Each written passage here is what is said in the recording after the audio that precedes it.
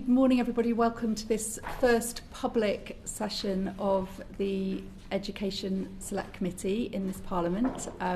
Very welcome.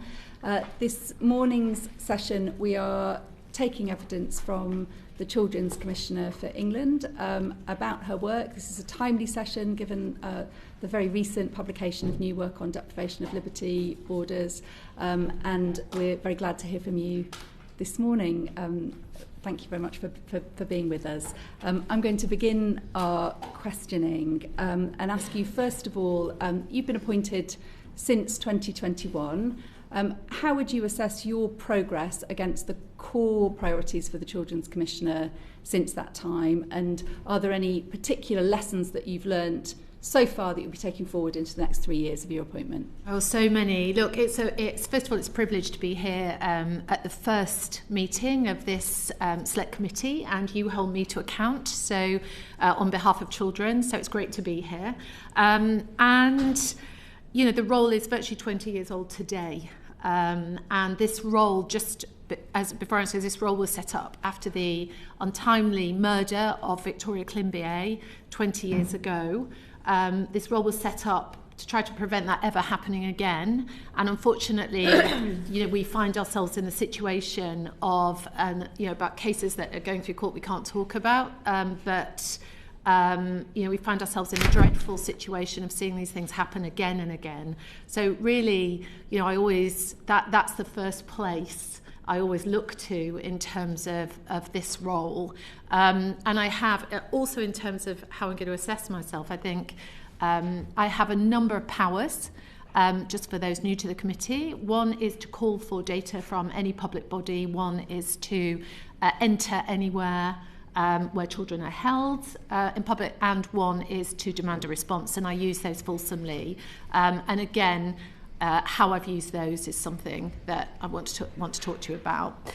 So the first thing I'd say is, when I came into this role, March 21, what I really wanted to do just after lockdown was to hear from children. I think that's got to be the most important privilege and function of this role, to hear from children and to bring their views to you, to those who run the public services, and to bring their views to the nation. So I did the Big Ask survey. I heard from 500,000 children, got myself around the country. 90,000 of those children had additional needs. Every child in the secure estate answered, and I met with them. I've met children in mental health wards, in every single place that children are.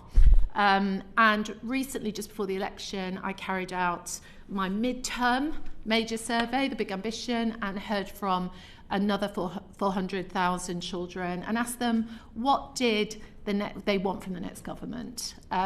So listening to children, in all I've heard from over 1 million children, and their work has totally informed what I've done.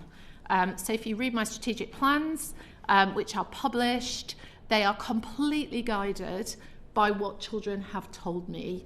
And then my role is about translating that into policy, into research, and make sure that's done. So I think on the listening, I'm really pleased, although I do want to hear from another 1 million before I finish. There are about 8 million children of school age that I'm responsible for. I think also I judge myself against any legislative changes that I've managed to bring about. So it's taking those voices and turning that into a reality in our laws. I mean, that's a particular privilege I've got, to be able to advise governments and support lawmakers on that. So some of the things I'm particularly pleased about, making sure that children were recognised in the Victims Bill. When it was first saw the draft, child victims were not recognised. We know that children experience being victims differently, and the response they need is different. So that was a key thing for me. I think the online safety bill was key, taking children's voices through that. I'm really pleased that got through, and particularly the children's element and the work we've done there, making sure everybody really understands those things that we didn't grow up with that they did. So the online safety bill. one of the things I worked hard on was the illegal migration bill. I'm afraid I wasn't successful as I wanted to be there around children, but there was one thing that I'm particularly proud of as the daughter of a refugee, that we managed to get a change in the illegal migration bill around children who might have come here when very young and been fostered or adopted, not needing to be deported at 17, when they come of age. That's a tiny change, but I have to say it meant the world to me. And we've been advising on obviously into the Children's Wellbeing Bill. So I think we ask ourselves all the time in my office, where are we making the change, in our laws, in our legal system? I think also, and finally, I wanted to mention the kind of agenda setting work that we do. One of the things that's a highlight from the last 3 years, I think, has been the work we've done on strip searching. We did our fourth analysis of that this summer, and I was able to talk to the Home Office ministers about it. Child Q was strip searched in her school. A little girl in school, her teachers thought she smelled of drugs, and instead of phoning her parents, they phoned the police, who came in and strip searched her. You know the story. When I spoke to her and her team, she told me that she'd been told it had only ever happened to her in school. That was why I used my powers, and this is an absolute classic way I try to work as Children's Commissioner, so to understand what we do. So I used my powers to support her and got the data on strip searching from the Met Police. And we found, unfortunately, that it was not the case that she was the only child who'd been strip searched in school, but also that the rules were not being followed, the data was not transparent. I called from that data from all police forces, and we made it, we used the media, we were out there, we worked with the Home Office. We've done that for a number of years now. Where are we on that? The Met Police strip searched half the number of children this year than they had previously. Still too many, in my view, but half. I don't think any child has been strip searched in Hackney since Child Q's thing. More importantly, the pace codes that really do not change at a pace have actually now got to final consultation, and we've managed to really influence the change there. I am going to need your help, though, because the one thing I cannot get the police chiefs to change, and I've raised this with the Home Office ministers, is I really want it to be the case that children cannot be strip searched in school. And although everything else in the PACE codes, the new reform PACE codes that are coming through, is really good and a real change and feels like a success, that I don't believe I'll have succeeded till I get that thing done. So I think that gives a sense of how we work. I do a annual report to this committee. In March, because I was 3 years in and had finished a strat plan, I'd done a full analysis of all the work we'd done that's there, transparent for everyone to see. But I think that gives a bit of a feel. The other on agenda setting, I did want to mention our work on attendance. So when I came into role, I'd been a teacher and I've been a head teacher for 20 years. I became a head teacher in 2005. I'd run a trust of schools. I took this job because I was deep. We will come to questions on attendance shortly. Yeah. Okay, so attendance. If that's okay. Yeah. I'll stop. Yeah, apologies. No worries. I wanted to ask, so you've described some of the recommendations that you've made to government and some of the successes that you've had with some of those recommendations. Are there recommendations that you've made to the government that the government, either this one or the last one, has not yet acted on? And what are they? How are you continuing to sort of push for change? Okay, so new government is the chance for new, fresh look at how we work with children and new opportunities. I have, since the new government came in, met with 28 ministers and senior civil servants, and I think the machine is getting going. It takes a bit, but I've been really pleased to meet with a huge number of ministers. I think in terms of, I was pleased to see quite a few of the recommendations I've made in the manifesto. And particularly, I'm pushing really hard on making sure that unique ID, which is so fundamental so every child having a unique ID so that we can support them across services. It's so fundamental as the architecture of a system that can really work. So making sure that that is not just a sort of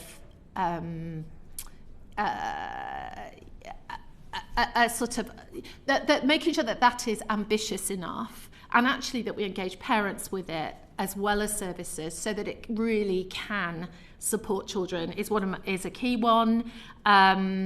Parental imprisonment and the identification of children, we need to make sure that's there, but we need to make sure that's done at pace.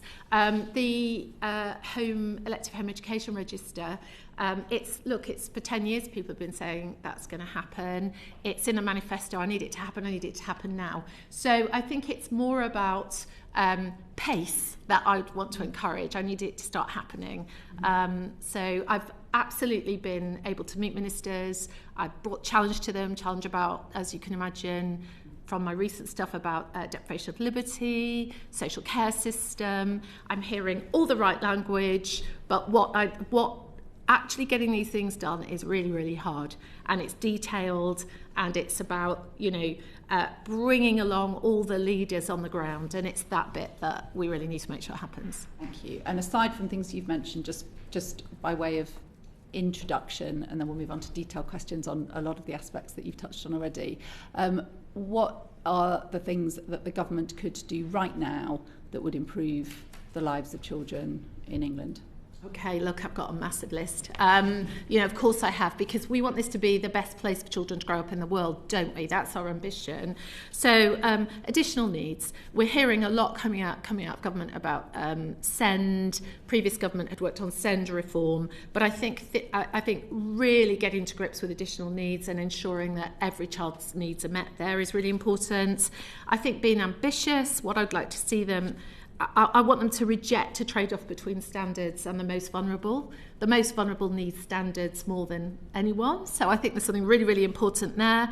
I do want them to grasp. I've been visiting all the children who got custodial sentences and were arrested in summer for rioting, which means I've just freshly been in every youth custody setting, both secure children's homes, the new secure school, and youth prisons. And I really think we need the government to get a really good grip on youth justice. I was with Nick Dakin, who actually taught me at sixth form yesterday, and James Timpson, and talking to them about absolutely prioritising on education in the youth justice system. And that's something this committee can look at. I really feel strongly, when I talk to children in prison, I ask them, when were you last happy at school? It's always 10 or 11 years old. You've got a 20-year sentence. What's your plan? It's always education. And I can tell you now, education is not good enough. And I've just seen it with my own eyes as a 20-year head teacher. So I think that needs grasping straight away. I would like the government to look at, I think there's a really fresh opportunity to look at our fabulous Children's Act. So it's been in for 35 years now. Let's face it, childhood has changed. The thinking that went into that was deep and thoughtful and protective. But as someone whose job is to constantly think about UNCRC and children's rights, the Children's Act is the vehicle through which that was done. I think it would be a great time to look at that. And we need to re-envision, I need the government to re-envision children's services to be joined up and delivered. I work with the most vulnerable. That's a key part of my job. You'll have seen the work I did over the weekend on children deprived of liberty. We need health, social care and education to be joined up at the local level to deliver on every single service for children. And that's for every child, but especially for the most vulnerable. Thank you very much. I'm going to invite Caroline Bowden to come in now. Hello. The government's Children's Wellbeing Bill is expected to include a requirement for local authorities to maintain children not in school registers, which is a recommendation that was made by the previous committee. So how effective do you think this will be in reducing the number of children who are not attending school? I think we absolutely need that bill to go through. I visit VRUs, so violence reduction units, police stations, professionals from all of children's services, and I find lists of children who are not on school rolls. We absolutely need to get a grip on this and focus on it. I'm particularly concerned. So I've done sustained work on the large number of children that have gone to be electively home educated since lockdown. Now, I would always say if the parent has a legal right to educate their child at home, and if they're doing it well, that's great. But I'm deeply concerned that many children and families are feeling almost forced to home educate because their needs are not being met at school. And those I've talked to thousands of children who are at home and not in school, and it's often because they feel their special educational needs are not being met, they've got anxiety or school refusal issues, a range of issues, and we could talk about those. I don't want any parent or child to feel so abandoned that they feel that home education is the only thing for them. We also looked at the number of children where children lived in the new cohort that were being electively home educated and were off rolls, and it's mainly in disadvantaged areas. So I just strongly doubt that it's been made as a positive choice. Now, if we get proper registers and we have our local authorities taking their responsibility seriously to actually, engage with these families, we may find we can get lots of them back to school, which is where they need to be. Thank you. As you've just said, we know that there are lots of reasons for non-attendance. Some of it is elective because parents think they would rather school their children at home. But there are many, many children who are struggling in mainstream settings because of their additional needs. So how can efforts to improve attendance ensure that we're achieving the right balance between encouraging attendance and ensuring that those children and parents are supported in a system that at the moment is not supporting them, that they are not managing in school? So how can we balance that so that more of them are coming back into school, even if it's part-time or flexibly? Yeah, so I think the unique thing that the Children's Commissioner's Office brings to this discussion is that we go out and actually speak to those children and have surveyed those children. Like 90,000 children with additional needs responded to our survey about their experience in school. So that's a huge number. And what we found was so interesting. Those children, particularly with special educational needs, who felt their needs were being met in school, were happier than the rest of the whole cohort of their age group. And I think that should give us hope, but also tell us about the size of the challenge ahead. We need to ensure that our schools are welcoming, are inclusive. We're feeding all of the children's voice into the curriculum review at the moment.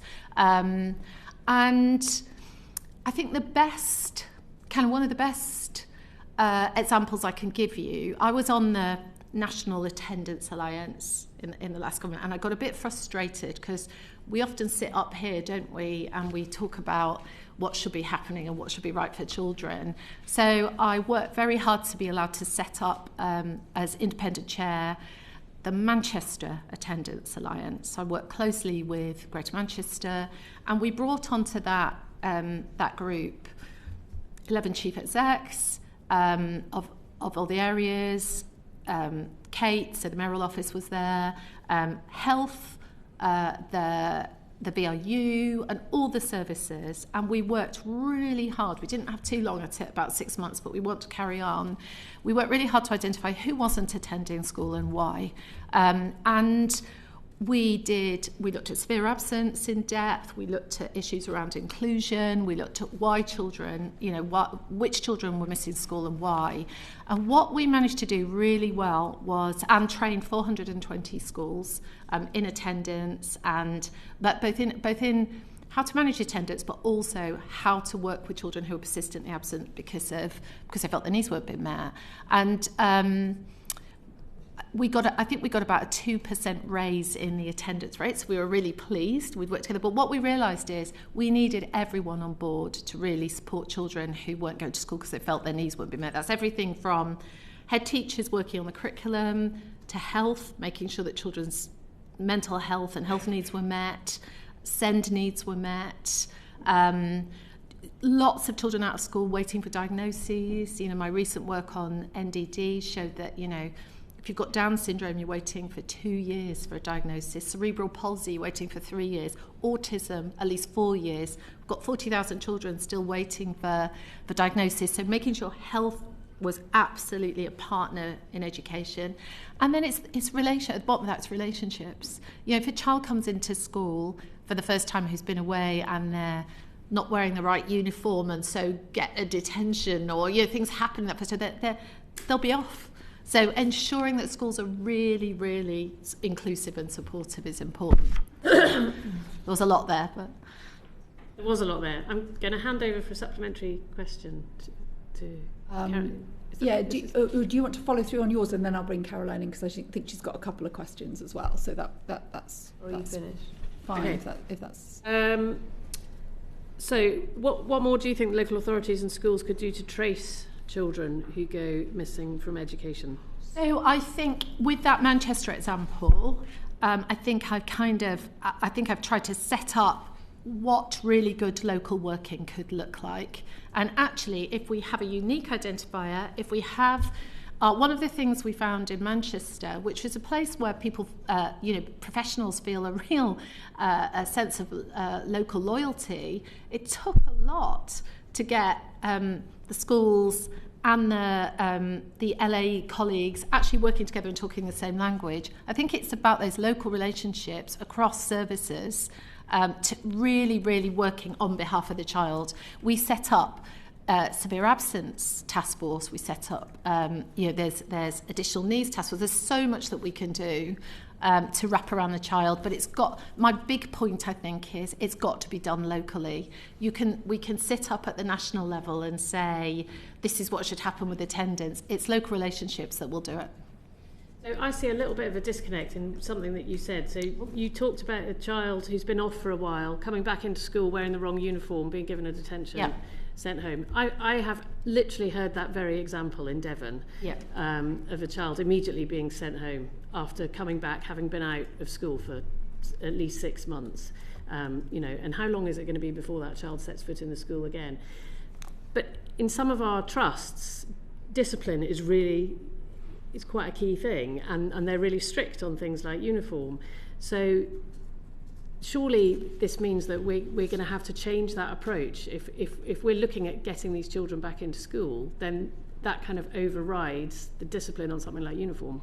So, our what I would hope is that our head teachers have pastoral teams around them that they listen to, that can recognise the nuance of a child coming back in like that, and be flexible. And when that very issue came up in Manchester, where there was deep concerns about, this happened in this particular school, actually what I did was say, give me their number, I'll call them. And what we need are relationships to be strong enough, and so that actually those things can be discussed and overcome well in advance of that child making that step back into school. I think also something that might be helpful is, for the first time I've used my powers to call data with schools. So I've just put out a school survey to find out exactly what pastoral support teams every school has in place, what key support staff are in there, what the behaviour policies are, and a range of things, so we can actually genuinely have a national picture. I've had 10,000 responses already. I should have them all back in by Christmas, and it's absolutely comprehensive. We worked on it with the unions, with CST, with a range. We got everyone to help us look at it, so we can really bottom out exactly what is happening with behaviour policies, pastoral support and attendance support, and get those local relationships working again. So, and the reason for it is that child, so that child does not have that experience. Thank you. 100%. Thank you. I'll bring in Caroline Johnson. Thank you. Can I just clarify one small point that you just made first, if you wouldn't mind? You said it was taking 2 years to diagnose Down syndrome, which is not my experience as a doctor. It's normally diagnosed antenatally or in the infancy, and it's done on a very simple, straightforward blood test. So that's a surprise. Is that what you're saying? So if you look at our NDD report that we put out a few weeks ago, we asked. If you look at the NHS data. The NHS data that was out there was showing whether a child has been diagnosed within before 13 weeks or is taken longer than 13 weeks. So we used our powers to look at a whole range of NDD and look at how long diagnoses were taking. So we have reported as we found, and Health have agreed that our report is accurate. So I'd love to have a proper conversation about it, especially given your experience. So let's have a look together. Yeah, that's very interesting, thank you. I wanted to ask you about the children not in school. I was part of the committee that unanimously backed the recommendation to have a register not in schools. Yeah. What do you say to the families who've chosen the home education route as a positive step in their view, who are educating their children properly, and who think that the register is a form of sort of state interference? What would you say to those people? So I think have no fear. So I've had this discussion often with friends and colleagues who home educate, who feel they're doing a fantastic job, and as I look at their children, they absolutely are.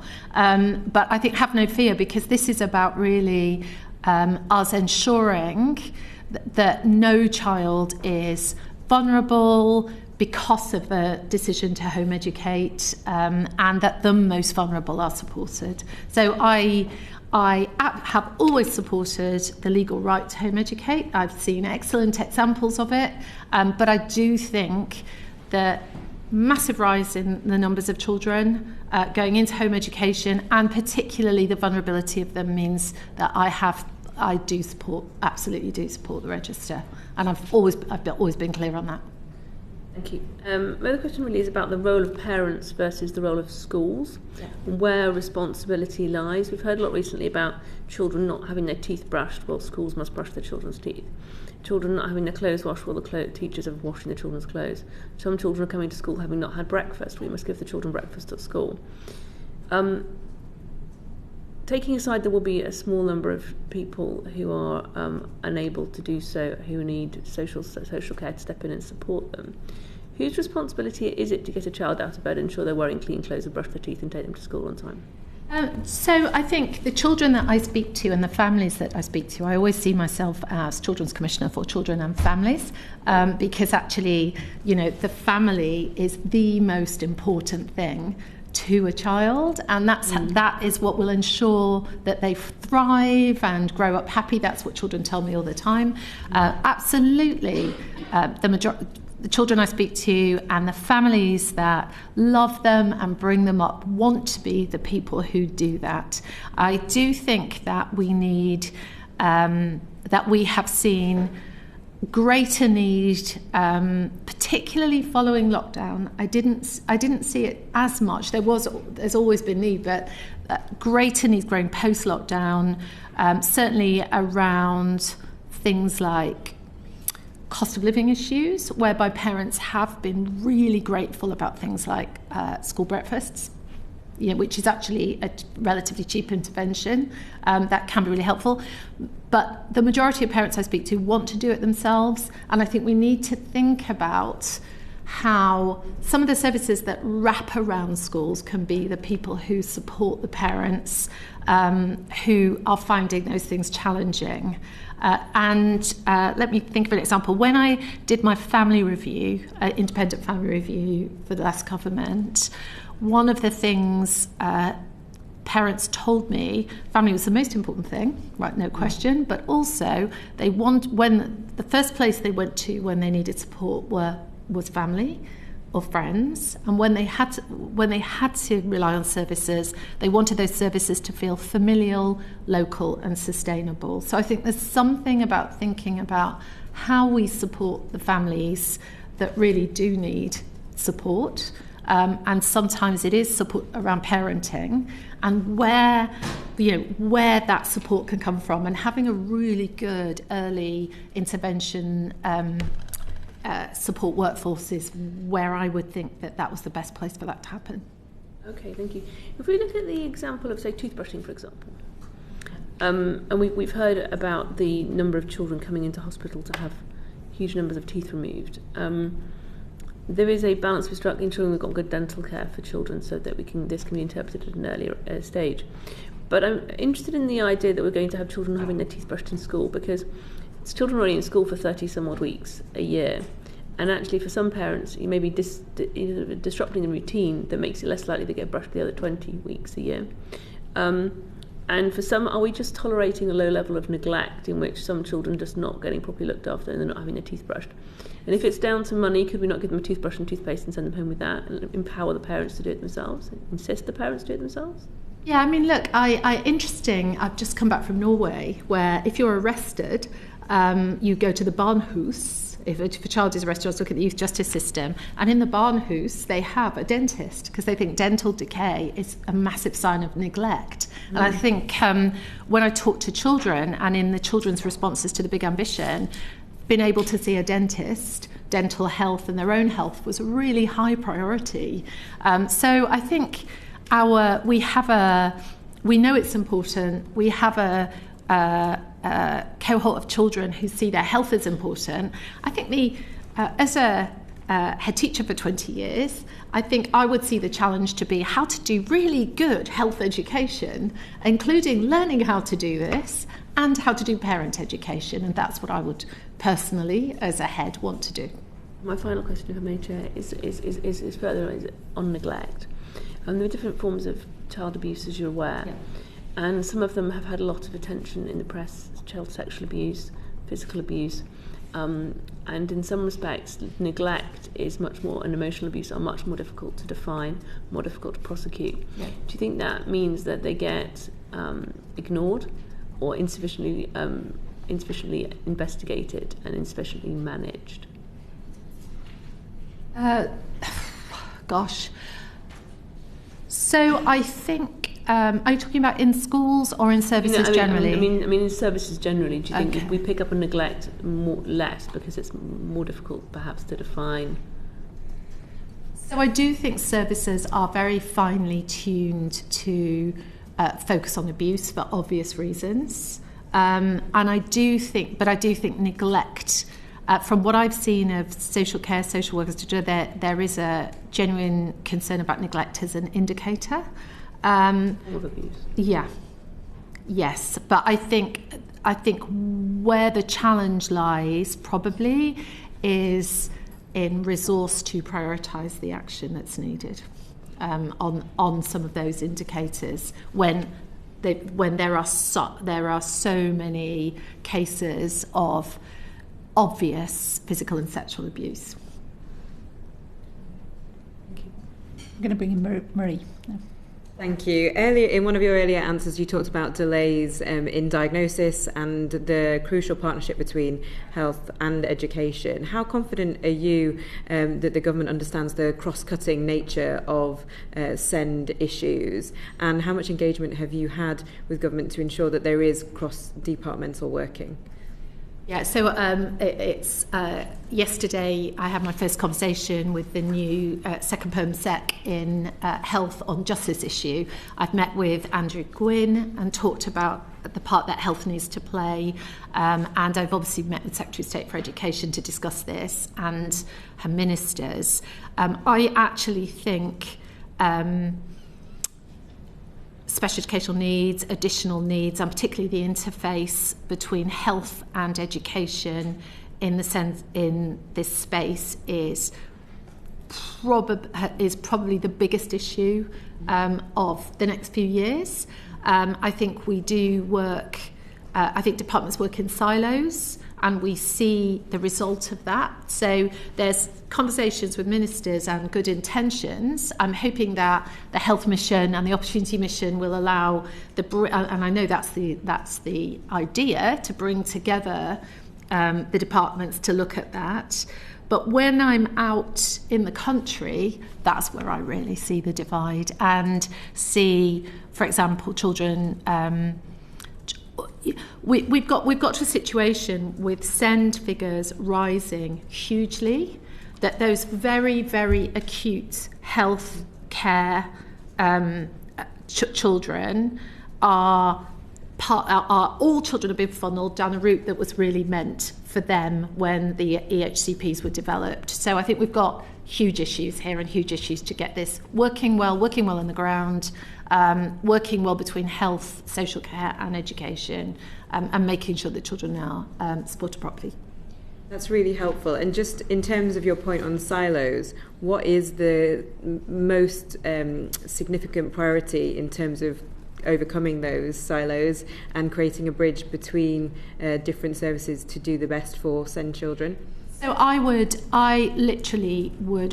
it's when we get down to the local level. So there's the national, we needed national to be working together. That's starting to happen. I do think that education and health are two of the key partners who need to be speaking to each other and not just leaving social care in the middle. But locally, I think we need education, health and social care as joint commissioners of support for children. That's going to be the only way to do it. And again, if I have a message to the committee, and I mean, I was in Cambridge looking at their new plans for their children's hospital, and they've got some real vision for, wanting to reach out to the community, look particularly at children with SEND, medical needs and SEND, and work across that. And my advice to them was they absolutely have to start engaging with school trusts and head teachers now.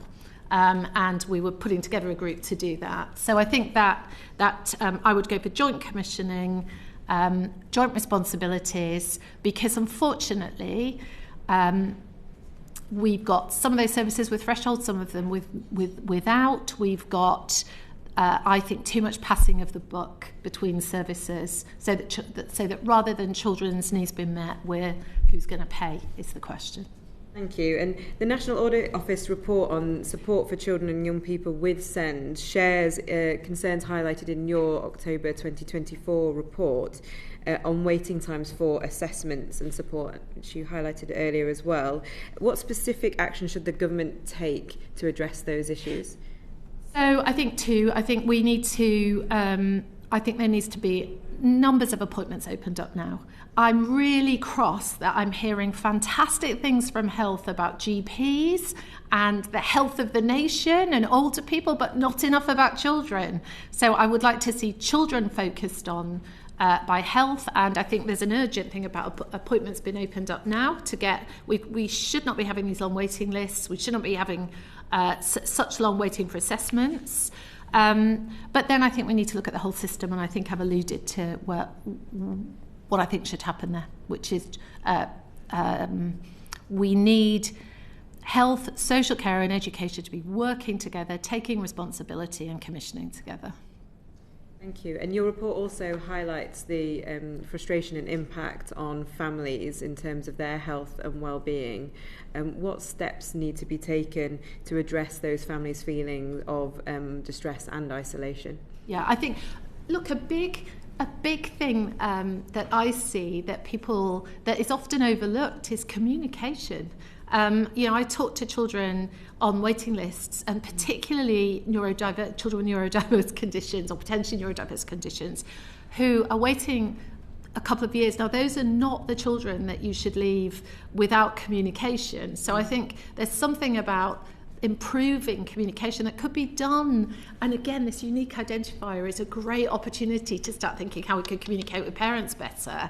I think also, I have to say, and I know I mustn't keep saying Norway to you, but it's when I was visiting the Children's Hospital in Oslo, they said to me, if a parent has a child in hospital, their company, their firm, pay for their salary for a year if they have to be off. There's so much more we could be doing about supporting, getting businesses to support children, families with children with these needs, but also thinking about setting up peer support and different ways of supporting children so that families feel empowered.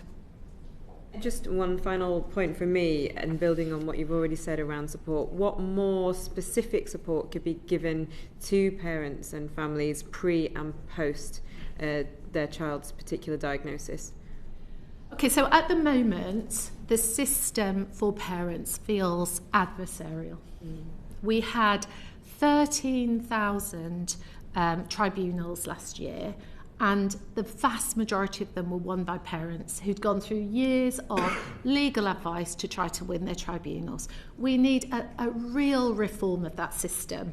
The question that should be asked is, right with first engagement with services or nursery or school, is how can we help? What can we do? How can we support the child? Not prove you're not well. So I would, if we look at a system answer, I would be wanting to change the system so that we were talking about additional needs rather than funneling through.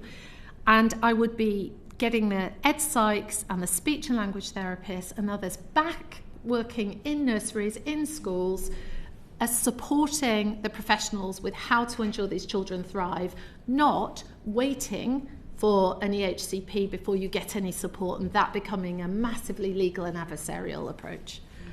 And there's with that could release the kind of capacity to support parents properly, both in terms of peer support, but also in terms of professional support as well. So I honestly don't want to answer you in terms of we could do these little things. I think we need to do big things on this one. Thank you. I'm going to put Amanda in next. Yeah, thanks. I've got a few questions around family, but before I do, I just wanted to come back on something you were talking about with Caroline around the homeschooling element, and you sort of said the words no fear. You've also talked around personal relationships and communication, and obviously welcome the register. What work have you done with regards to work with local authorities around understanding around homeschooling, if it's if it's a choice? Yes, so we've done a huge amount of work with local authorities. So when I came in, I made it one of my real things to understand. I was as an educationalist, I had the hair up on the back of my neck about we are in a completely different situation post-COVID. The data is bad.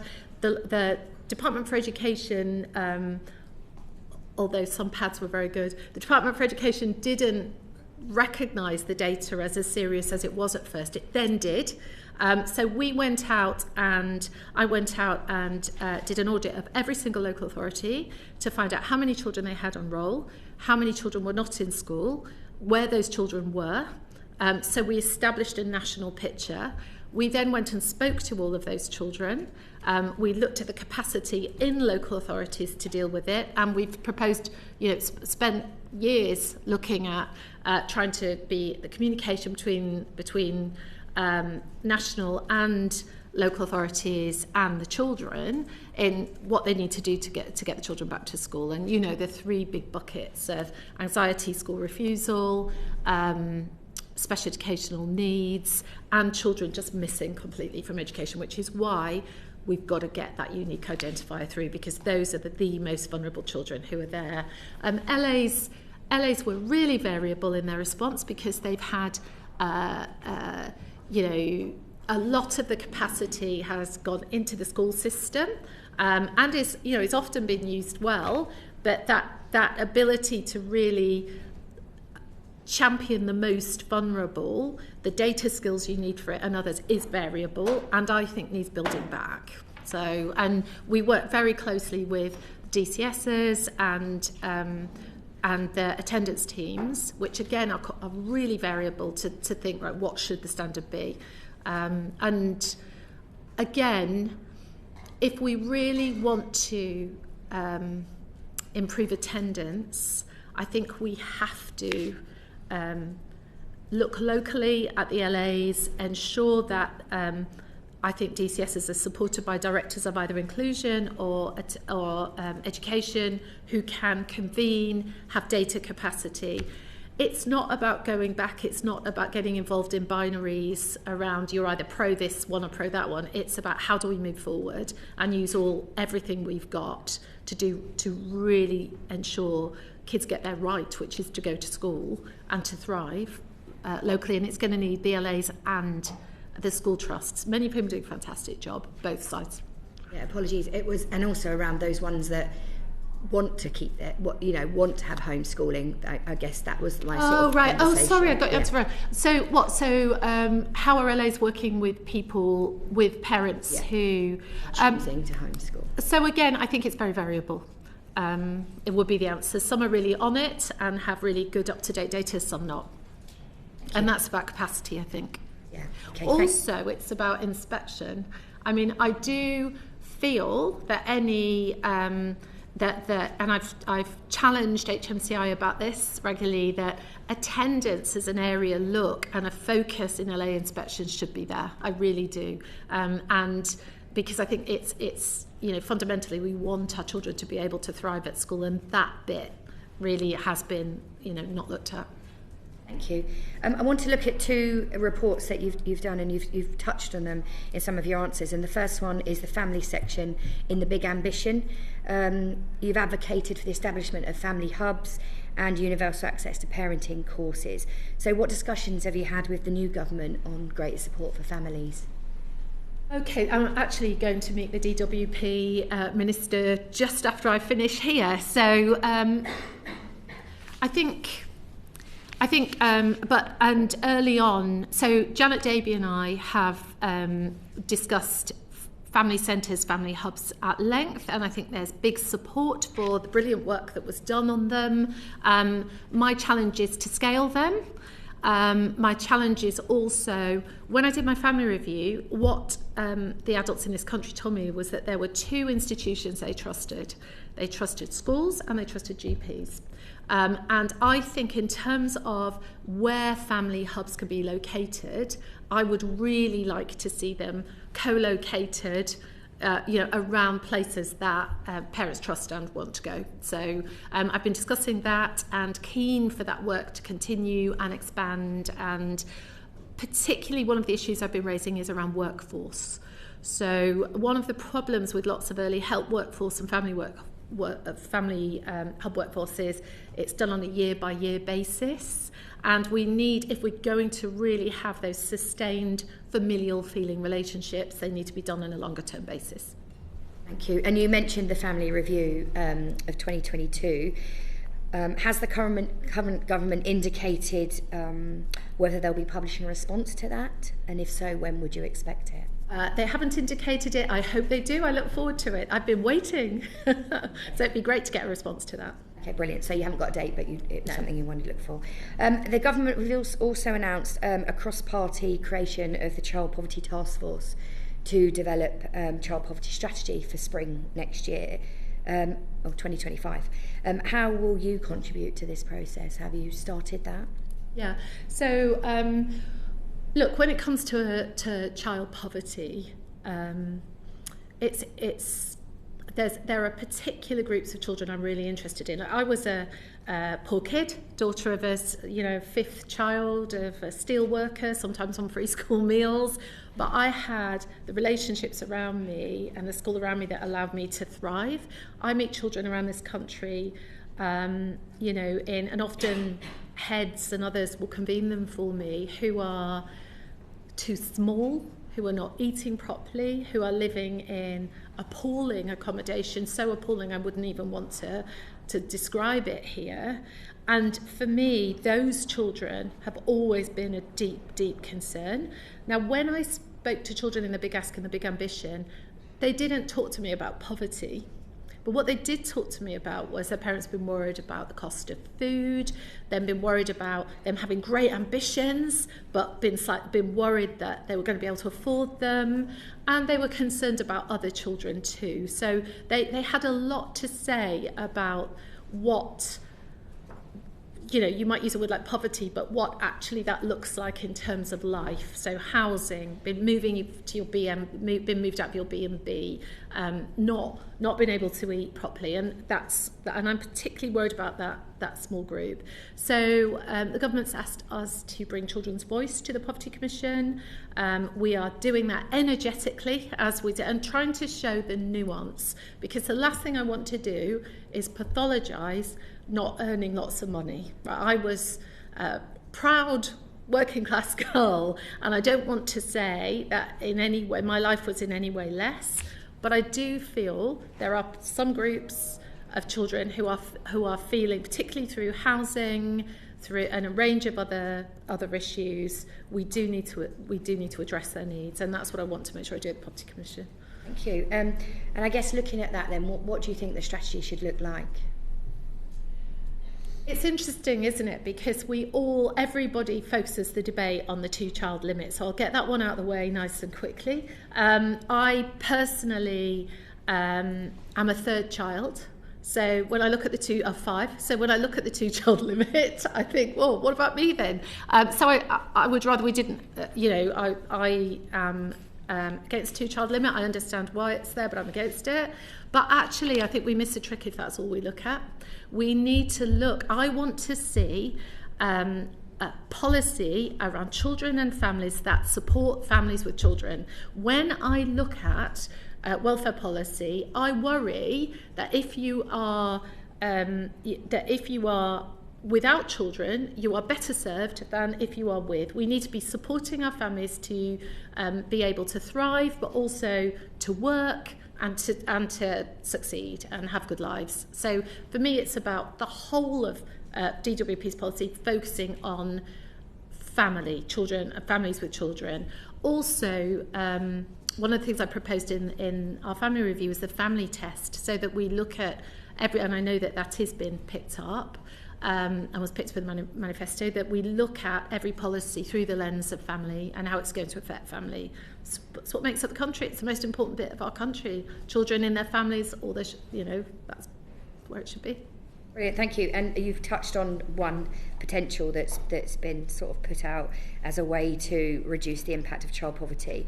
But is there anything that you think the government could take steps today ahead of spring 2025 to help reduce immediately reduce the impact of child poverty? Look, there's I think we should be making sure that particularly local authorities have the funds to be able to deal with with child poverty issues immediately.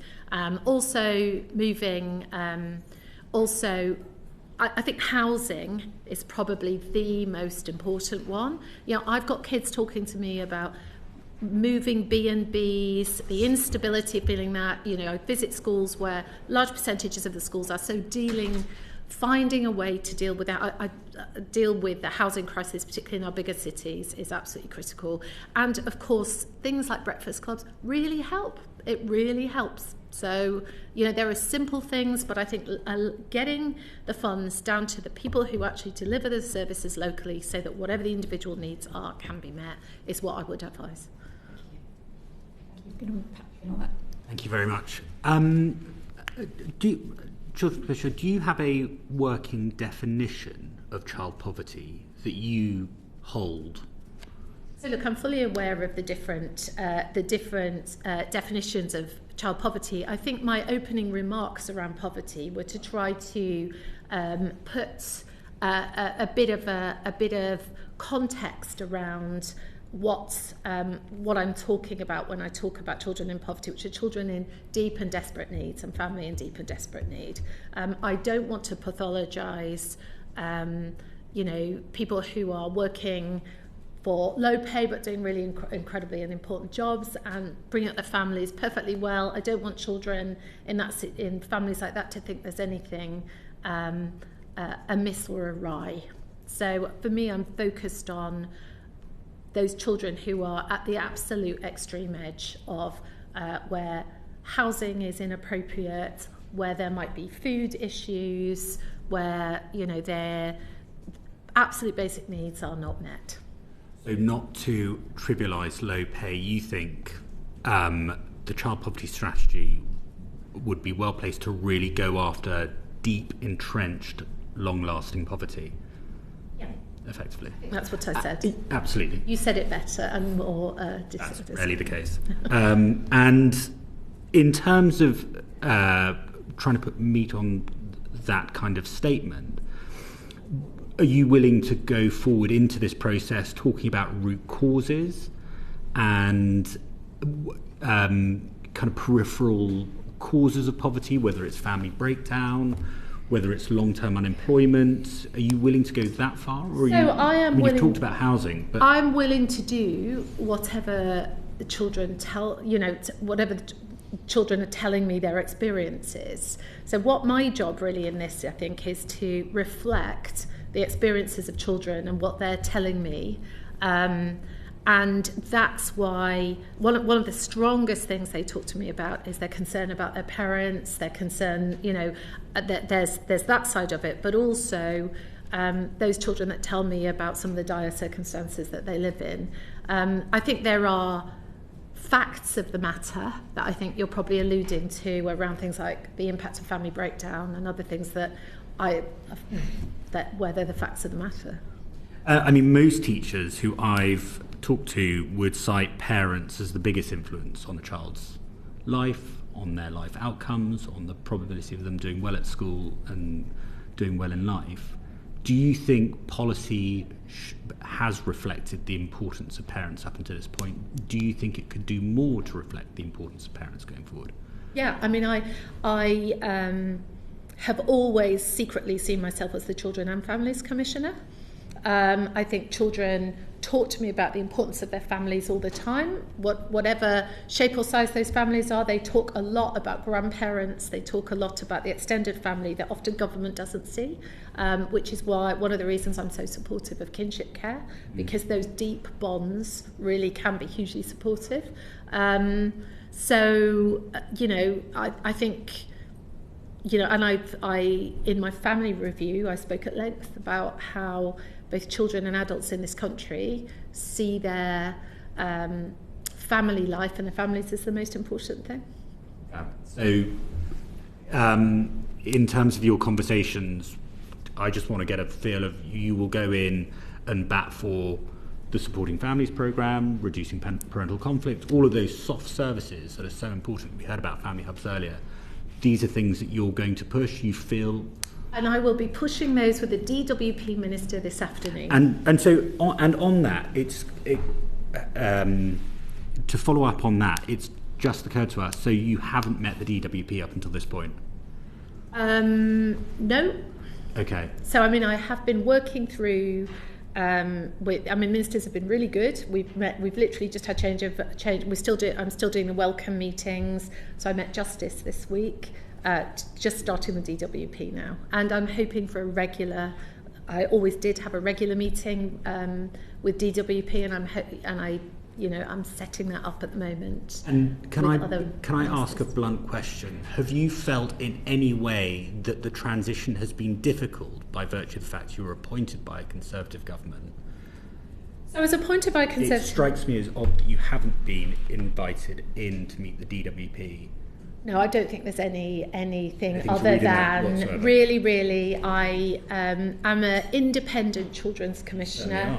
I built relationships with both government and opposition. I have an expectation that has always been met, that I have regular meetings with the key cabinet ministers and junior ministers that have anything to do with children, and my expectation has been borne out. It has taken a little bit of time because it's new government, and with new government come lovely new ideas and opportunities, but they've got to get used to governing. But no, I've not had any difficulty.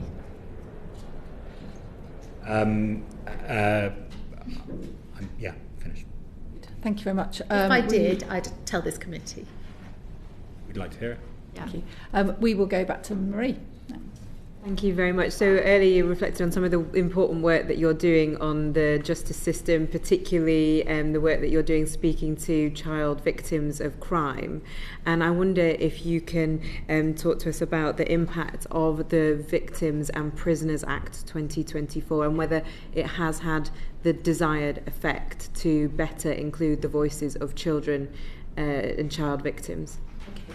So it's early days. I was absolutely delighted to be able to work with the Lords, work with the Commons to ensure that children were recognised as victims.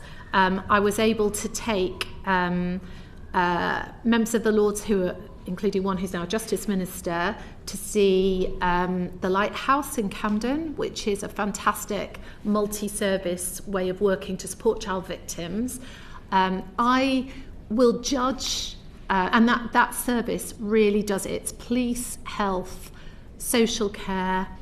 Children are able to give evidence there, and it's so important, a service like that, because children tell us that they're victims of crime in a different way and need a different kind of support. So having child chidvers and chisvers, so child advisors, is absolutely critical. I will judge that this bill is working well when I see provision as good as that right across this country. At the moment, it's early days. It's good that the language was there. I didn't get everything I wanted. I didn't get a statutory expectation that every child would have a chisva, but we did get children recognised. There is best practice in this country.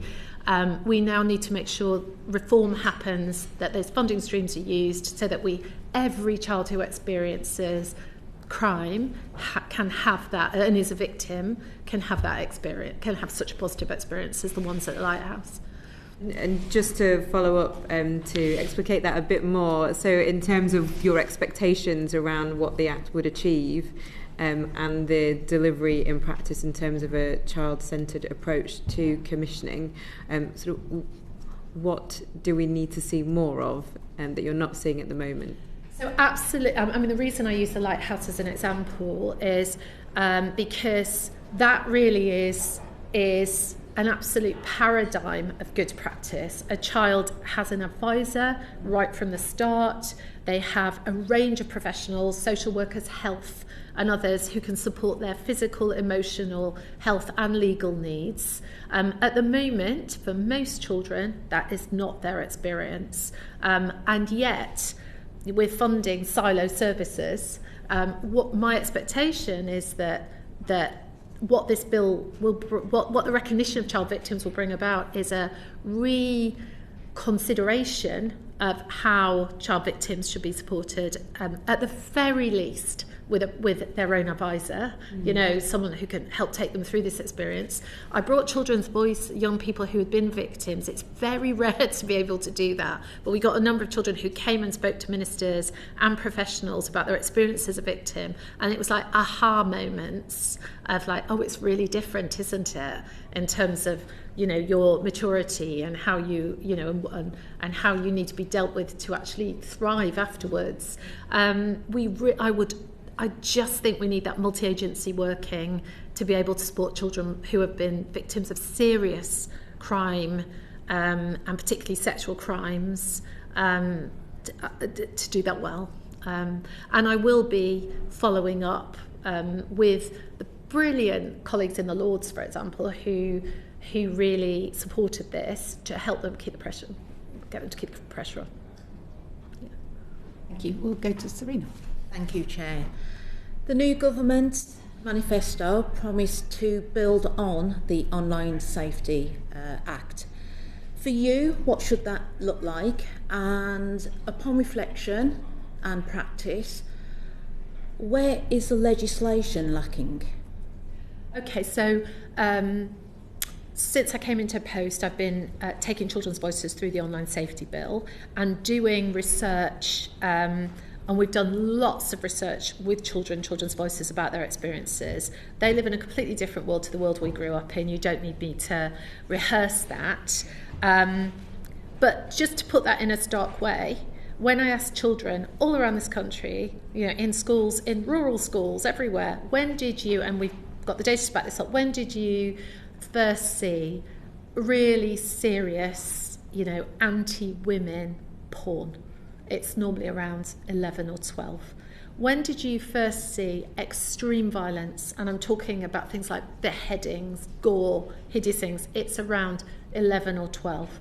And I've been and also we've done significant research in the office, looking at police transcripts of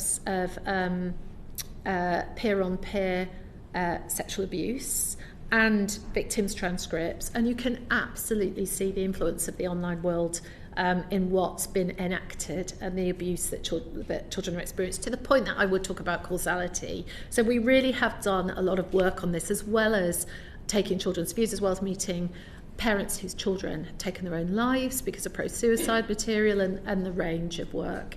I also call in the tech companies regularly and hold them to account, and my young ambassadors hold them to account.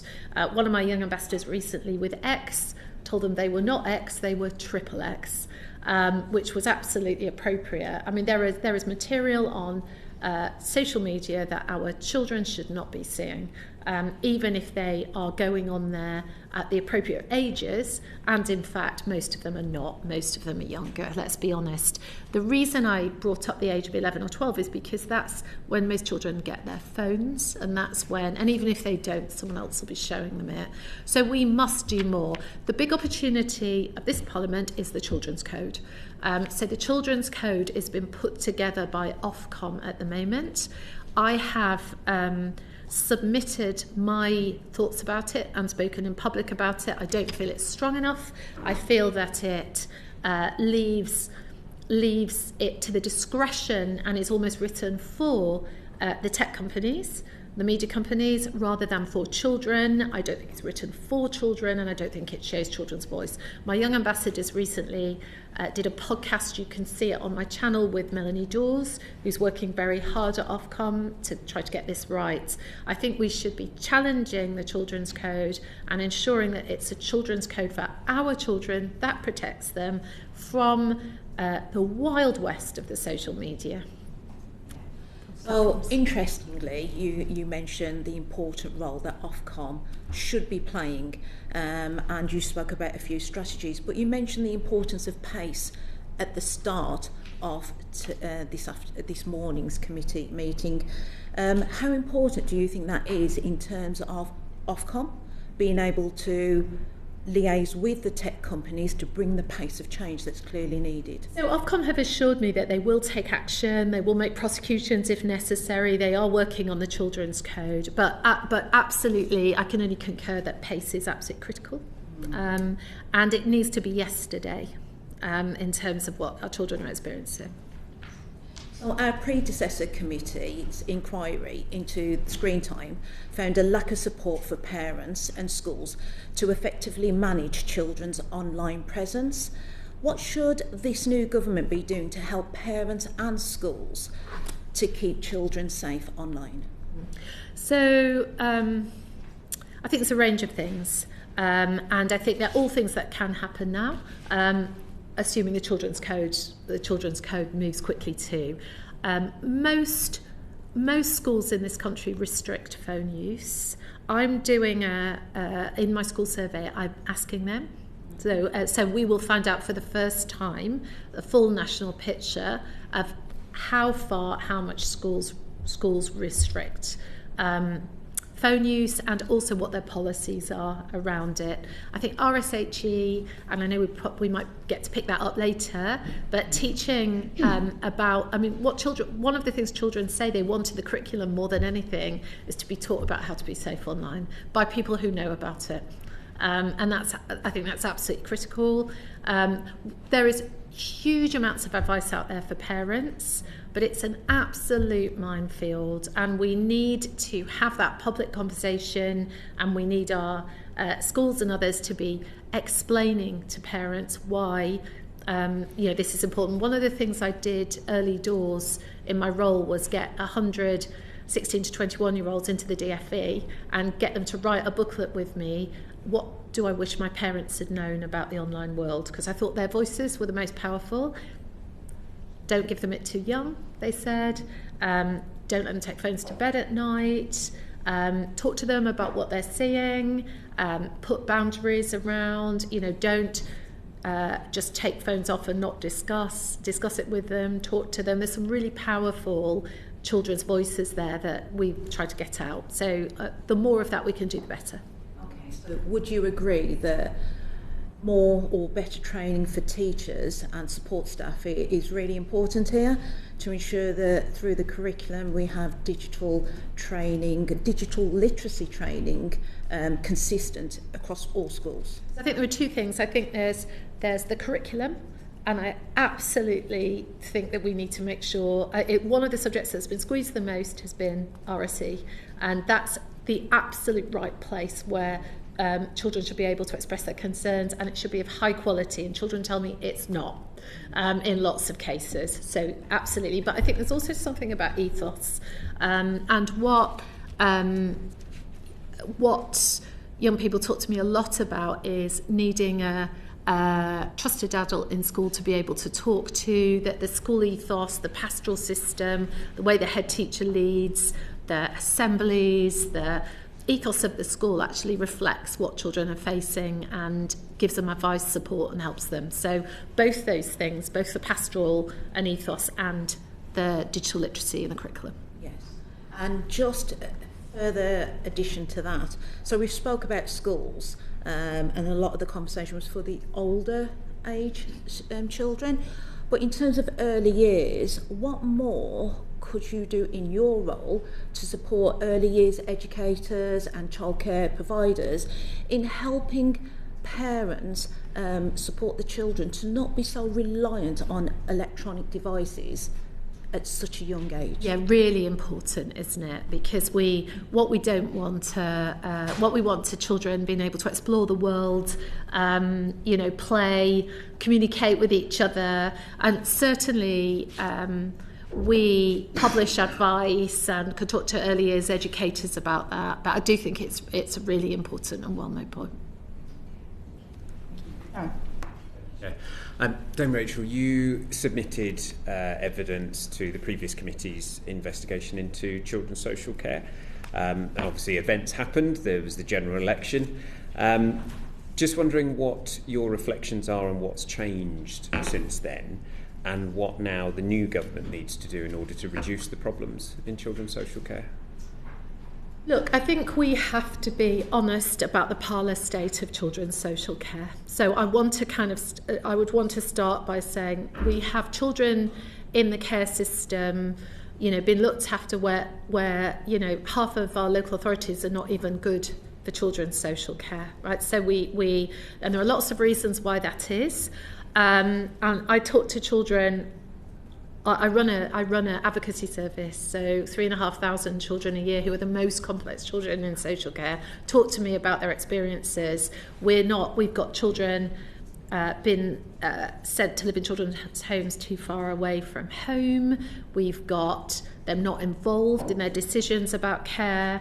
We've got real issues around who is running children's homes, profiteering, and so I actually think the situation is as serious as it was when the care review was done, and needs our absolute focus and the absolute focus of this committee.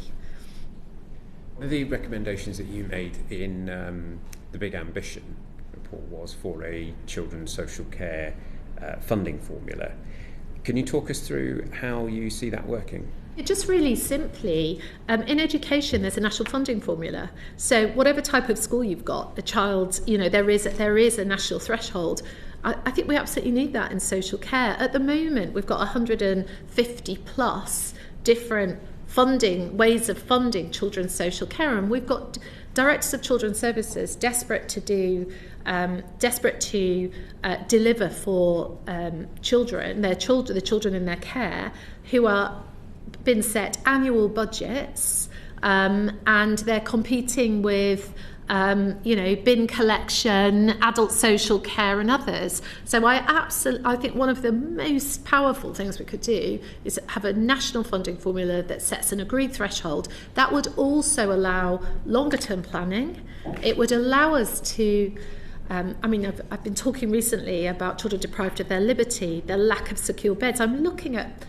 I think it wouldn't be wrong to say probably even up to £1 billion spent on children, in the most, some of them in the most egregious placements, but with security guards, with others, because local authorities are not planning the capital build of secure beds that they need, and it would allow the system to become much more.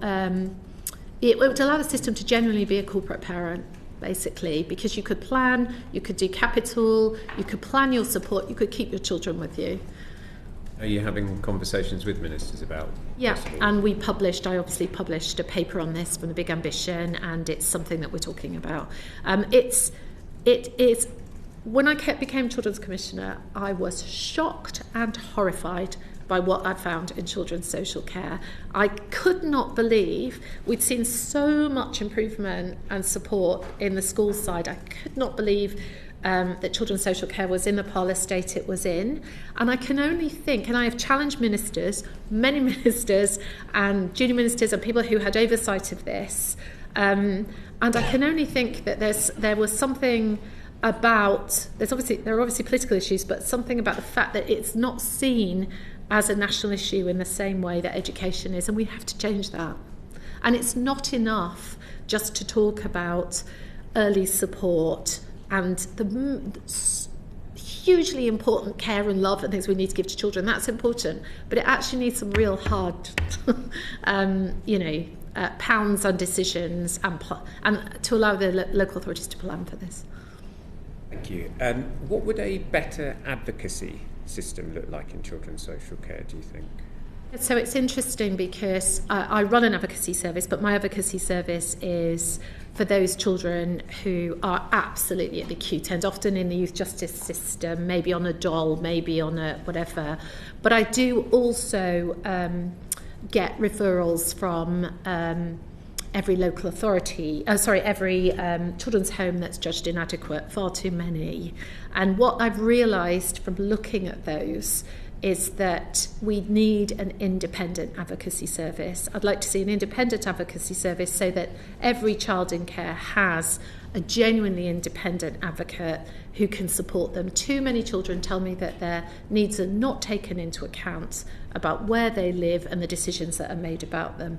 And particularly, it was heartbreaking with the children we interviewed for deprivation of liberty orders. They were not even allowed, many of them, to speak to the judge about the futures, and found out that they got their deprivation of liberty order afterwards, and decisions were made about them afterwards. So an advocate to listen to the child and be their mouthpiece is critical. Yeah. I wanted to turn to your report on deprivation of liberty, and you've pointed out that a growing proportion of children are actually being deprived of their liberty outside a secure setting through the use of High Court deprivation of liberty orders. How are you working with the DfE to address this problem? So I'm obviously speaking to ministers, giving advice to DfE. We've just done our recent report to try to make, to raise the issue and raise awareness of the issue. So at the moment we're providing the challenge, using the media to provide the challenge and using our report to give recommendations. The president of the family courts is totally supportive as well, and sees, some of the placements that children are getting, in tents with security guards is totally inappropriate. And also I think this is where Opportunity Mission could really do something, opportunity and care missions, because a lot of this is coming about because of the siloing of different services. When I first came into role, one of the first things children I had to advocate for was a girl who literally had been in a mental health ward, had been thrown out of it. They'd had to sit on her for 12 hours to stop her killing herself. It was an extremely serious case. Social care took her on, put her in a B&B with 2 security guards. I convened all the professionals, a screen full of them, every week to try to get them to take responsibility, and it became a race to the bottom about money, with not how can we help this child, and that child ended up getting a doll every week until she turned 18, and then everyone dropped her. It's really serious. These are our most vulnerable children, and I need government departments, but more importantly, some of the unintended incentives of the way we fund health and social care and other areas disparately to actually be sorted out, reformed, so that we actually work around the child. Sorry, it's complex, but that's what I'm arguing for. And those measures that you've just outlined, what's a reasonable time frame in your view to get that fixed? people want to fix things, they can do it incredibly quickly. I'd like to see it fixed within this Parliament, but we're talking about 1,000 children a year. So really, if we focused health and social care's minds on it, I'm sure they could really slow down these difficult situations and get them fixed quickly. And into another report published this week, the government's command paper. Were you consulted on the proposals? Sorry, which? So the yesterday's report on children's social care. Yeah, we were. Okay. What was your input to that? So obviously it's early days, and we had conversations with officials. We looked at a draft. Obviously, I'm the Children's Commissioner. I'm going to want to go further and faster. I'm doing some work at the moment on using my statutory powers on the costs of children in illegal children's homes, on profiteering. They're all, if you look at my year's work, I'm looking at those things. I'll be hoping to take those to strengthen the government's hand on their recommendations here. I would like to see the recommendations around profiteering and illegal children's homes strengthened even further, and I've obviously made that clear. You mentioned the Child Poverty Task Force earlier in the discussion. What steps do you think need to happen in order to address the link that we often see between child poverty and those who are requiring social care? Yeah. So again, this is one of the areas I think is so important, and why the Poverty Task Force and the missions could give us a vehicle to genuinely address that. One of the points I was trying to make when we were discussing poverty and definitions of poverty was actually what we need to look at is how it comes out and how children experience it. Children in social care often have the largest health needs, mental health support needs, poverty needs.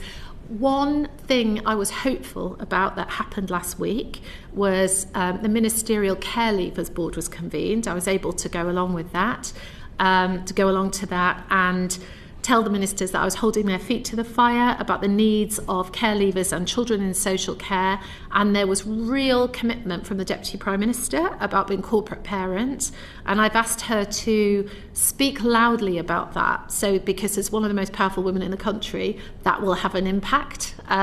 So really making the case and helping people understand how our most vulnerable children living away from home, children living without their families, are suffering the most from poverty, from health issues, and a range of things. There is nothing we shouldn't be doing for them, and we are all corporate parent. I'm pleased to see the extended view of corporate parenting as well. It's the least that can be done. That's really welcome to hear. Just a final question from me, and we've touched a bit on the single unique identifier measures which have been proposed in here. So you obviously welcome that. What difference is that going to make to the child who now knows that such a thing exists? How's that going to help them? So I think one of the things children talk to us about a lot is the fact that they have to retell their stories, re-explain, and how re-traumatising and upsetting that can be. I think even though, the thing with children is sometimes they don't quite realise how it will benefit them, but it absolutely will. For me, the moment the scales fell from my eyes was when I sat in a police station and saw a list of children the police had found that were not on any GP's roll, on any school roll. They were clearly not safe. They were clearly, which has got to be our fundamental first priority, but they were clearly not getting the support they needed. We need, for all children, but especially for vulnerable children, services to be talking to each other, understanding what those children need, hopefully what a child would experience, because a child does not see health, social care, education. A child just sees people. And what a child would see because of a unique identifier is all the people around them who are there to help them, helping them properly and understanding them. That is the dream, on top of safety. Caroline, briefly, if that's I just want to come in very briefly on something you were talking about, systems thinking. was talking recently to an expert in systems thinking, and we can see it particularly in justice and the impact of, you know, the care system on what then becomes people who are involved in the justice system later on. Do you see any indication that this new government is open to more systems thinking rather than siloed working, which is so traditional in our government departments that, you know, the walls are really hard to break down? What you've just said there is what I would absolutely exhort this government to do. I think the opportunity missions are a hopeful start. I think the really tough thing is both to do it in practice. It can't just be worthy words. It's really difficult. And also it's got to go down to the local level, because it's delivery where the silo working is causing, you know, genuine difficulties and harm to children. So I'm hopeful, and we'll keep at it. Okay. Thank you. I just want to stick with children's social care for a moment, if I may. And so one of the things you spoke about on the accommodation issue and on the horrendous situation that you've highlighted around deprivation of liberty orders is the need for local authorities to build their own children's homes. Yeah. There isn't a capital funding stream for that's immediately apparent. So are you making representations to the government that there should be a capital allocation for transition rearrangements so that local authorities can develop the capacity they need to make that transition? Absolutely, yes. Because I think we need to look with the dolls situation. We're talking about secure beds and the most vulnerable children, and I cannot see any better way than local authorities been funded to have secure beds. I think it's just not worked, and I think we do, even where I see those children in justice beds, they do better. So what I really would want, and what I am saying is that LAs should be, hence the funding formula. I think their problem is they can't plan, and actually getting them having a proper funding formula for children in social care, the ability to plan and to have some transitional capital funding to get going on it would be great. Thank you. And then just turning to the part of the children's social care system which happens earlier than a child being taken into being looked after by a local authority. Your report in March 2024 highlighted the huge discrepancies across the country in child in need plans. So I just wondered about your thoughts on how the use of child in need plans could be improved and the best mechanisms for getting better consistency of practice across the country. Yeah, so it is incredibly variable. We pull in, I do this with the HCPs and child in need plans. We pick a few authorities, pull them in, look at them. And with the child in need plans, you couldn't see who was responsible, timelines, you know, they really were not where they should be, the ones that we saw. Do you know, maybe because it's a new government, but I'm thinking big. I think this is why I was advising we look at the Children's Act, because it's actually children in need plans embedded in renewed and revivified Children's Act would help us. If we're trying to keep children out of the care system, then actually really strong SIN plans with real responsibilities and actions. It's often children living on the edge of care who are actually having the worst experience, should be the thing that makes a difference. So I'm advocating for it. I hope it's done. They're really important.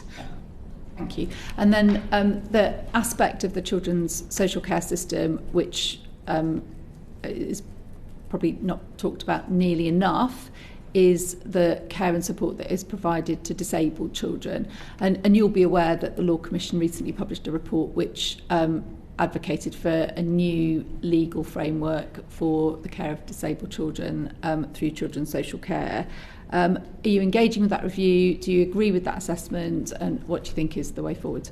Yes, basically. We've engaged with the review. We do agree with the assessment. We're providing the support around disabled children's voices. And it's, I think, been an often overlooked area. So absolutely needs support. And again, I think that group of children has, because of the exponential growth in the HCPs and everyone been funneled through there, perhaps have not been focused on as much as they should, and we need to get health working there too. Thank you. Go to Manuela next. Thank you, Chair. So you mentioned already mental health services and children. And obviously we know now that in the period 2022-2023, nearly 40,000 children waited over 2 years to access mental health services. And we know that even when they are in the system, they then experience further delays in accessing treatment itself. So what recommendations have you made to the government on children's waiting times for mental health services, and how receptive have the government be to your proposals? So we publish, I use my data powers to publish waiting times for children, not just waiting times, but also how many of them are turned away, how many first appointment, second appointment. We can't quite, because NHS don't have it, get the impact of the treatment. That's what I'd love to see, but we certainly see waiting times incredibly variable across the country. We've written numerous reports and given lots of recommendations to government on mental health, on waiting times, on CAMHS. I think to summarise, I think we split it into the kind of really good inclusive practice with mental health support teams in schools, training of senior leaders. There's lots that's been done and needs to be done there to avoid problems becoming worse, to pick up problems early. That's got to be the big focus of our work. We've also done a lot of work on those children who who are at the more serious end, and ensuring that they're dealt with quickly. Again, they are waiting far too long. I've always said about CAMHS, it needs to not be shifting their boats around on the deck. We need a really serious, in-depth look. I think if we can do the early and change, if we can do the really good inclusive school with proper mental health support bit really well, it will give a far more focused and smaller group to work with on the serious mental health, which needs dealing with straight away. Waiting times are totally unacceptable, and childhood lasts for a short time, and the experiences of children and parents on the edge of desperation are just not acceptable. So we've given multiple recommendations for how we think this can be done in the best and most cost-effective way, and I think we will be engaging with Minister Gwynne and the health ministers to make sure it's done properly. Thank you. And of course, the government promised in its manifesto to provide children access to specialist mental health services in schools, in every school actually. So how quickly do you think we will see these implemented? So one of the interesting things with my school survey is going to be to see how many schools have this already and have made their own arrangements, and to get a national picture for the first time. The rollout of the mental health support teams into schools has been really well received by head teachers. They want more of it. And I'm totally supportive of getting that across the country, but it'll be interesting to see what schools have in place as well. So. Thank you.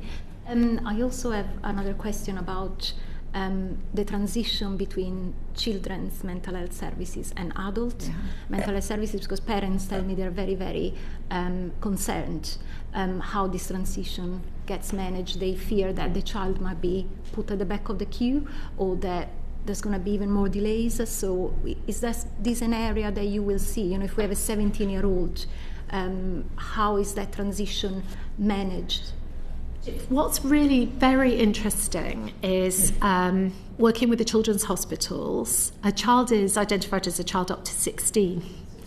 And I think that's one of those anomalies that we need to straighten out if we're going to have everyone working together properly. And that creates that, honestly, when I talk to children who are engaged in health, that 16 to 18 bit is really, really tricky for them. Am I a child? Am I an adult? So I think it's not just transition at 18. I think it's transition at 16 as well. And I think that's something we ought to look at. Thank you. And finally, what more should the government be doing to tackle the mental health problems affecting children and young people in England?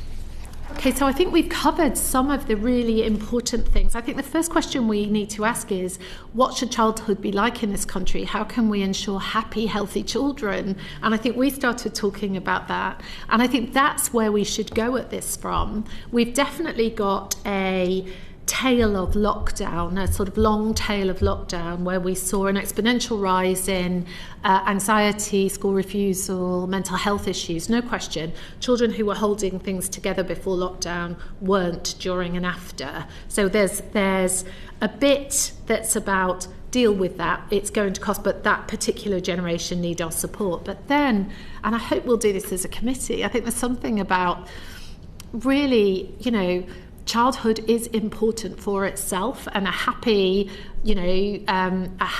healthy childhood should be a right, and that's what we need to be supporting.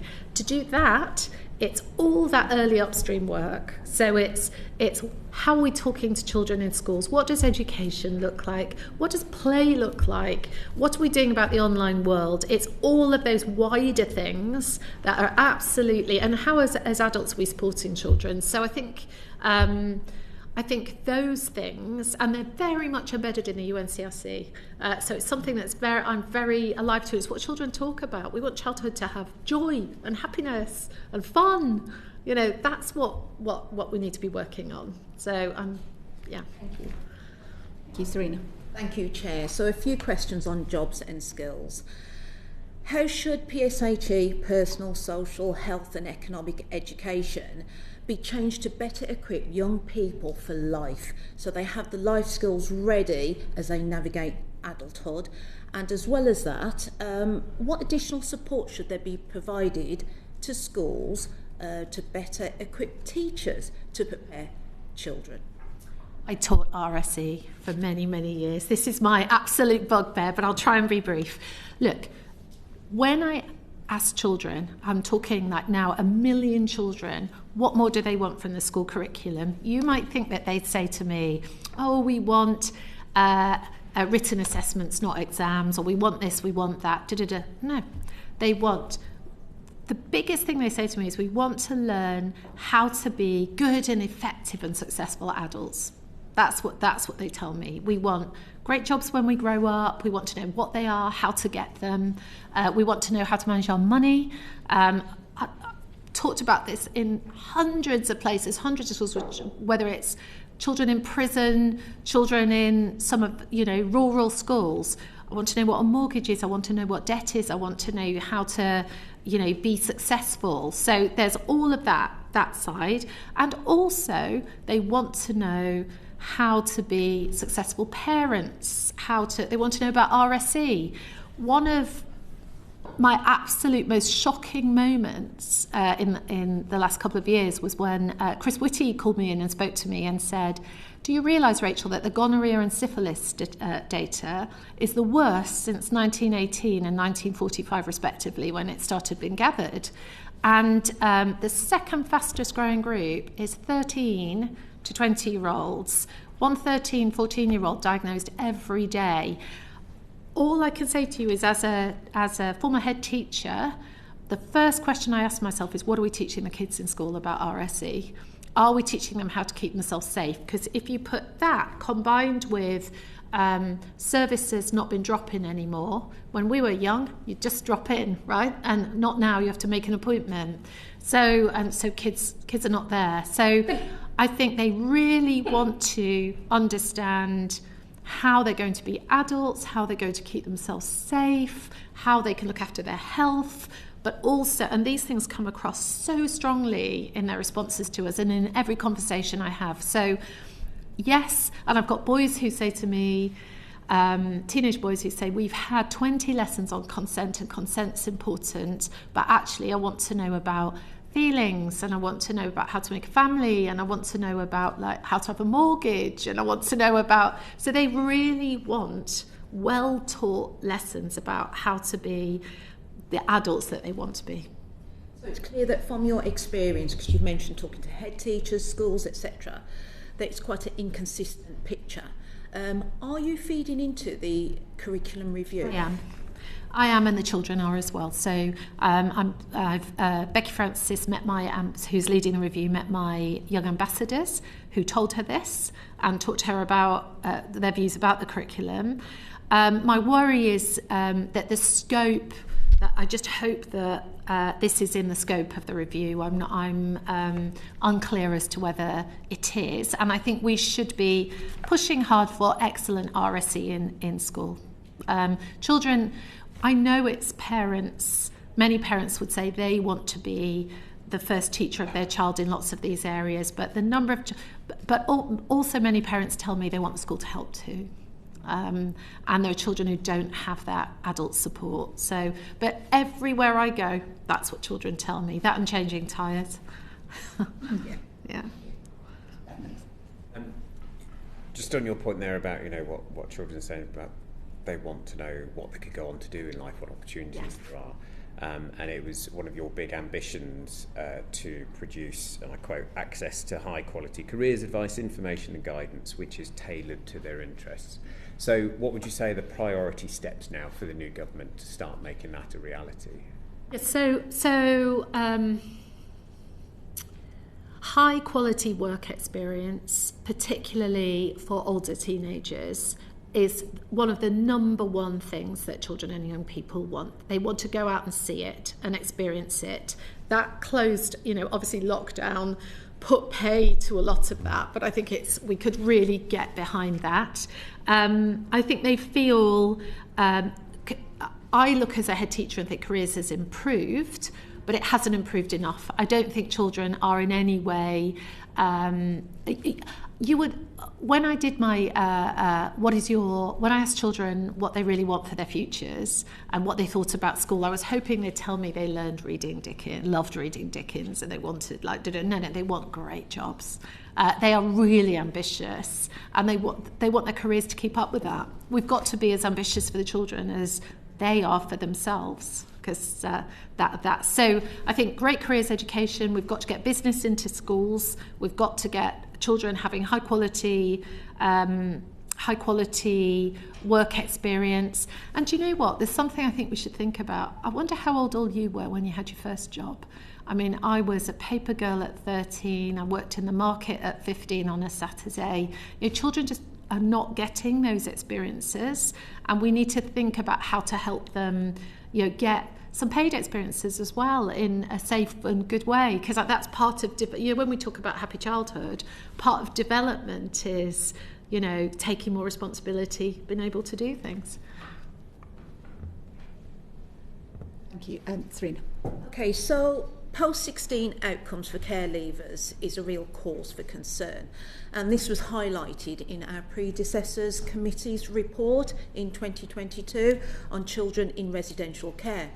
What should this new government be doing to better support young adults who have come through the care system?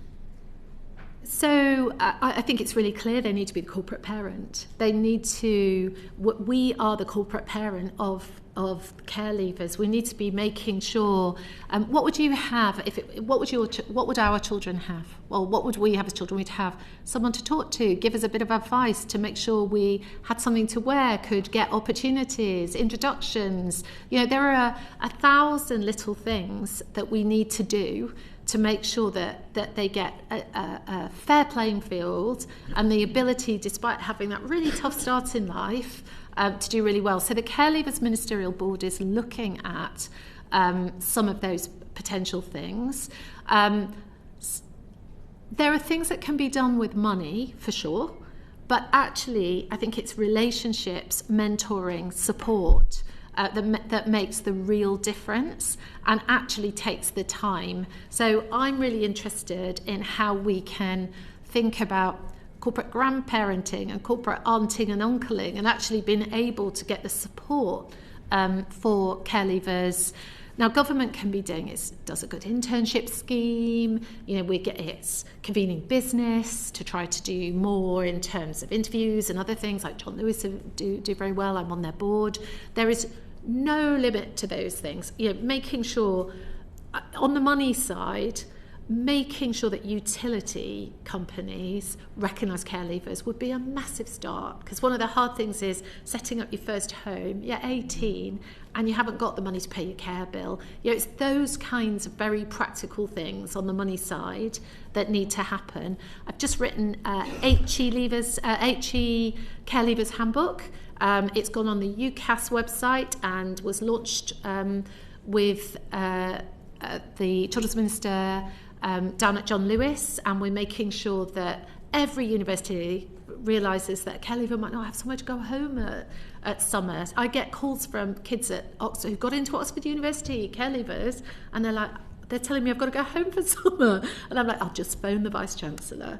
So we've done the HE handbook to try to get that message out. So we have to do for care leavers what we do for our own children. My 29-year-old still comes home. It doesn't stop, does it? It's, Can I just ask quickly, do you think there's a case for an expansion of corporate parenting duties to other parts of the public sector? Yes. Yeah, I think the whole public sector should think of itself as corporate parent. GP, our children often have, our care leaving children, young people often have the most challenging experience with trying to get good health care.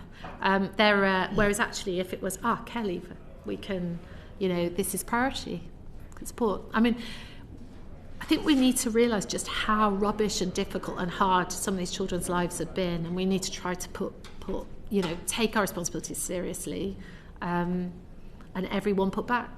But I'd like to see business more engaged as well.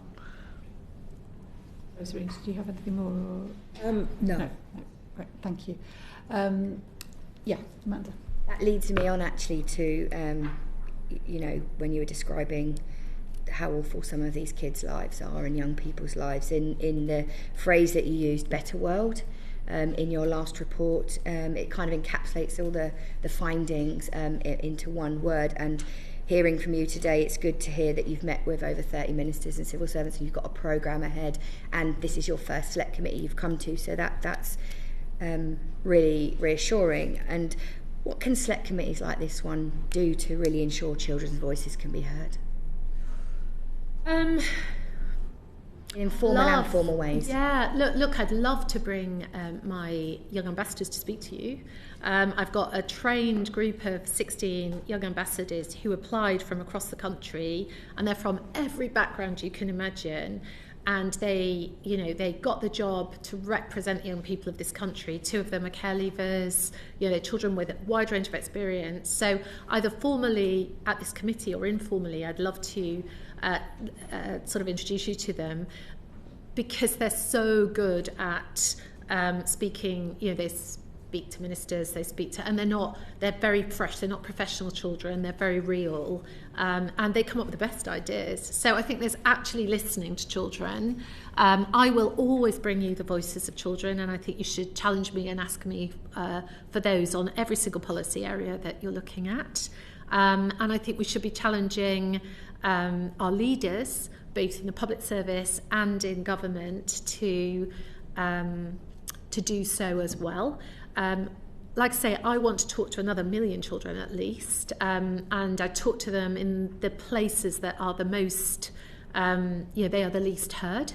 One thing I realised when I was in youth justice settings was half of the kids I was talking to had been in care. I mean, it's those things. So, I mean, I think there's something really important about this committee getting out and talking, going to those places too. I'm very happy to facilitate anything there, I'm sure you can. But I think getting the voice of children here is very powerful. Whoever the minister, whatever hue, when whether last government, this government, when I tell them 500,000 children said this, they tend to stop and listen. So I think that getting the power of children's voices and genuinely listening to them is key. And I'd definitely ask you to both hold me to account to do that, but also to do it as well. And just to finish, I mean, do you think that so far this government is listening to children's voices? So the bad news is, this government. Okay, so we surveyed children. We surveyed children just before the election, and got nearly 400,000 responses, and the biggest thing that came out of it was only 1 in 5 of them said that they thought the people in power listened to them. Only 1 in 5. Now, what's interesting is they are not cynical about politics. They saw their schools closed by politicians. They saw the vaccine rollout done by politicians. So I think they are not cynical, but I think they're not getting the political education and citizenship education they need at school.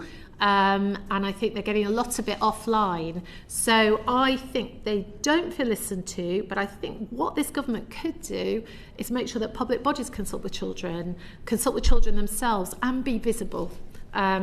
When I go back to them at the end of my term in 2.5 years' time, I want to do my last survey, and I'm going to ask them, do you think the government is listening? And I want to see the dial turned. On that note, thank you very much, Children's Commissioner, for answering our questions today. We look forward to ongoing engagement with you through the life of this committee, and we look forward to seeing you again before too long. Thank you very much indeed. Thank you. Thanks very much. Thanks very Lovely much. to meet everyone. Order. That concludes our proceedings for